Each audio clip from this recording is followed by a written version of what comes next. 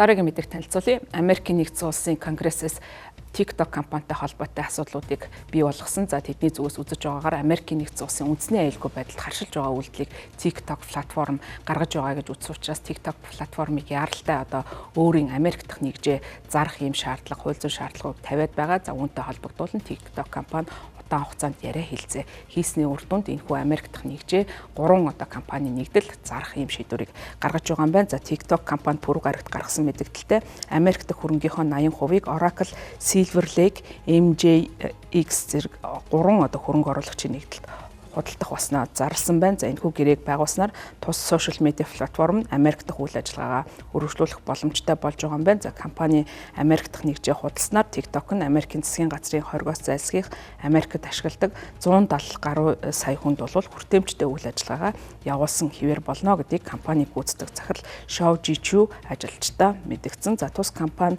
ByteDance болон TikTok, Oracle, Silver Lake, MJX компаниудтай хамтран TikTok USDS Joint Venture нэртэй компанийг байгуулж гэрээнд гарын үсэг зурсан гэдгээ пүрэв гарагт мэдгдсэн.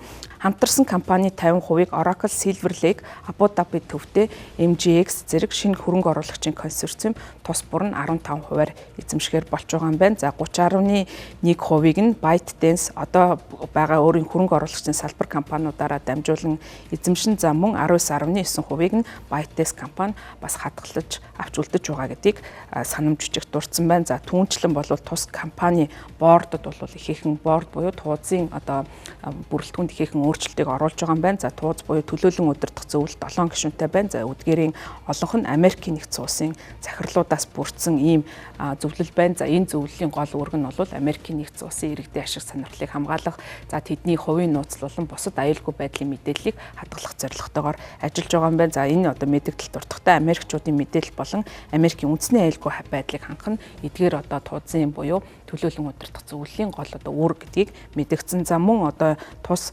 платформын Beauty Feed-ийг ашигладаг TikTok-ийн алгоритмыг Америкийн хэрэглэгчдийн мэдээлэлээр тулгуурлан дахиж сургаж өөрчлөх юм байна. За контент фидийг гадны нөлөөллөөс ангид байх санамжчигт бас дурдсан. За хамтарсан компани мөн Америк дотор контентэд бол moderation болон бодлогын хяналтыг тавьж ажиллах юм байна. За энэхүү гэрээ нь 1-р сарын 22-ны өдөр хаахаар төлөвлөгдсөн байна. За Америкийн нэгдсэн улсын хувьд бол үндэсний аюулгүй байдлаас шалтгаалan TikTok компанитай холбоотой асуудлуудыг үүсгэж энэ үүгээр бол шалгалтын үйл ажиллагаа явуулж байгаа. За Америк дахь үйл ажиллагаагаа хянах илүү боломжтой болгохын тулд компани Америк дахь одоо нэгжийг худалдах, Америкийн компанид одоо худалдах ийм шаардлагыг тавьсан. За үүнийг нь бол TikTok компани инхүү одоо биелүүлэх боломжтой болж байгаа. За ингэснээр бол цаашдаа Америк дахь бизнесээ амжилттай өргөжлүүлэх удаан хугацаанд Америкийн зах зээлд тоглож байх боломжтой болж байгаамаа.